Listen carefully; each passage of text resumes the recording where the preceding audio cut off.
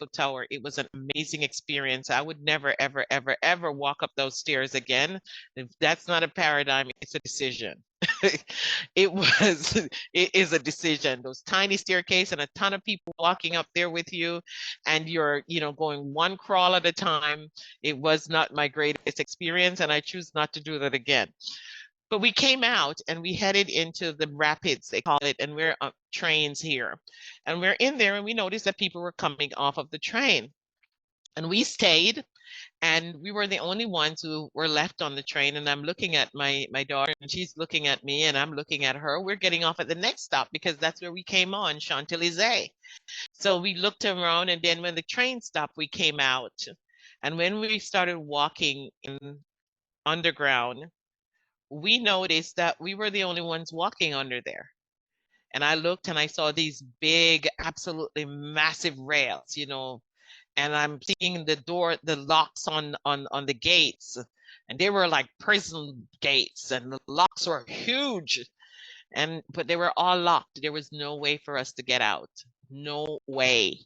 So we went to another side and we saw the same thing. We went to the other side and we saw the same thing. By now we're panicking. My daughter is looking at me. I'm looking at her. And I said to her, I guess we're going to be locked in here. We're going to have to stay until morning, until the rapids reopen, because there it closes. However, there's always the power of the imagination. I just pray that I could see somebody who's under here who could let us out, just somebody. And we noticed this big strapped in guy came, and he had keys all over him. And I'm like, yes, this is the keys to the kingdom. This is going to get us out of here. And he came over, and I said to him, we don't speak French. I know just a little to save my life. And we tried to explain to him that we were trapped, we were stuck, we were locked underground. And he opened the gate and allowed us out.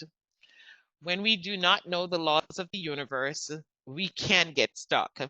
Now, the law there, the rules there is that after a certain time of day, the rapids close, and that's the end of the cycle for that day. I didn't know that, but that's not an excuse. My job is to know the rules of the game so that I can play it better than anyone else.